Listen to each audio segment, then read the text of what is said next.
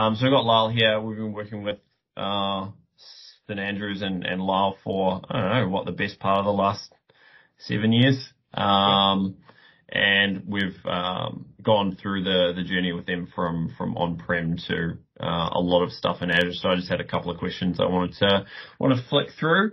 I don't know if you want to give us a little quick intro about yourself, Lyle, and Sax, and the size and scope of your current operation. Okay.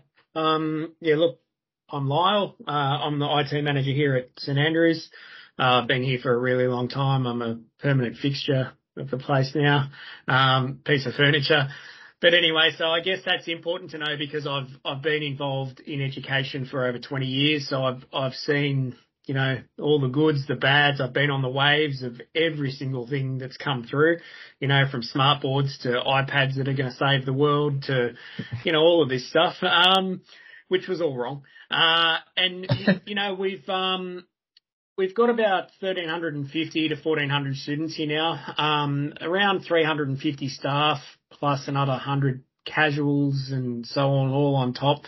We've got 2 buildings, so 2 campuses. We've got a senior college, then middle school and junior school. Within our IT team, we've got a couple of casual staff that overlap. We've got 2 IT support guys. We've got a system admin guy. We've got a database administrator. I've got an AV person, which is also a part of our area. Don't ask me anything about AV. And that's essentially who we are and how our team's structured. Do you want to anything else? No, that's good, All man. right. And so how much of your infrastructure, footprint are you running in Azure now?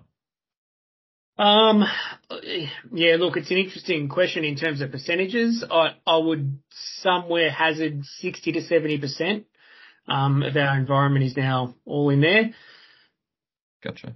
And what was the driver to start migrating some of your workloads up into Azure? Look, because I'm a piece of furniture, I'm a self-diagnosed gearhead, right? So anyone out there that loves hardware and gear and tech and all that sort of stuff, like I'm that guy.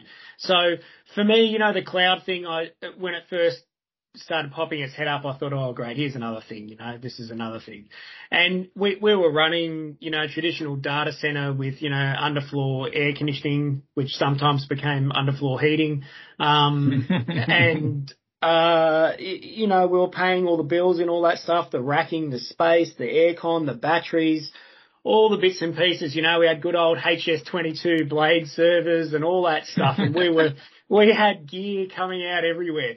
And I can tell you, that when I look back now and the amount of years that I gave and late nights and leaving here when the sun's coming up, it's certainly not something that I miss, but effectively we got to a point where we were due for a refresh, and we're looking at hardware and putting cloud on the table, and we were comparing it up against, even private cloud setups, creating our own private cloud in a data center somewhere, which we investigated.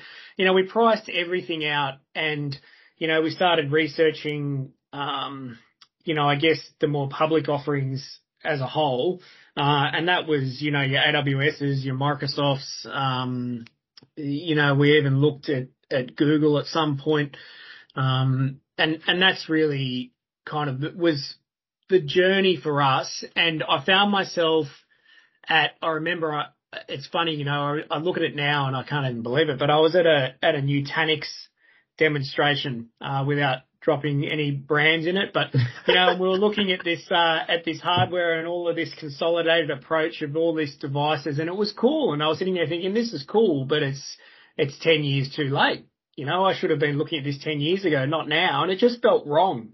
And I remember leaving that session and saying to my sysadmin guy, who's still here as well, and saying to him, this is wrong. Like we shouldn't be doing this. We need to be looking at cloud, and the more we looked at it, and then cost comparing price wise, I thought, okay, all right, this is just a non-option. We have to do this. And look, we haven't looked back. There is no way I want to go back to managing hardware. There is no way. No.